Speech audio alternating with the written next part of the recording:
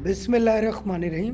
Pakistan cricket team के 10 मजीद खिलाड़ी Zimbabwe के खिलाफ तीन मैचों पर मुश्तमिल वनडे और टी20 सीरीज के लिए बुलावियो पहुंच गए।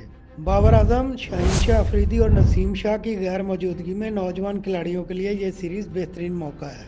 नौजवान खिलाड़ी अच्छी कारकर्दगी का मुजाहरा करके इस सीरीज में अपना लोहा मनवा सकते हैं। पाकिस्तान क्रिकेट टीम के कप्तान मोहम्मद रिजवान ने भी जिम्बाब्वे के खिलाफ नौजवान खिलाड़ियों को मौका देने का अंदिया दिया है। शाहीन शाह अफरीदी, बाबर आजम, नसीम शाह को सीरीज में आराम दिया गया है। पाकिस्तानी स्क्वाड आज आराम जबकि कल से प्रैक्टिस का आगाज करेगा। पाकिस्तान जिम्बाब्वे के खिलाफ पहले एक रोजा मैच में 24 नवंबर को, जबकि दूसरे वनडे में 26 और तीसरा और आखिरी वनडे 28 नवंबर को खेला जाएगा। दोनों टीमों के माबैन टी20 सीरीज का आगाज 1 दिसंबर से होगा। सीरीज का दूसरा मैच 3 दिसंबर जबकि आखिरी टी20 मैच 5 दिसंबर को खेला जाएगा। पाकिस्तान क्रिकेट टीम के हाल ही में ऑस्ट्रेलिया में टी20 सीरीज में वाइड वॉश का सामना करना पड़ा है। आकिब जावेद का कहना था कि इस वक्त हमारी बुनियादी तवज्जो चैंपियन ट्रॉफी से पहले वनडे क्रिकेट पर है। हम जिम्बाब्वे सीरीज में नए खिलाड़ियों को मौका देने का इरादा रखते हैं। ये नए खिलाड़ियों के लिए एक पैगाम है और मौका है कि वो इन मौके से फायदा उठाएं।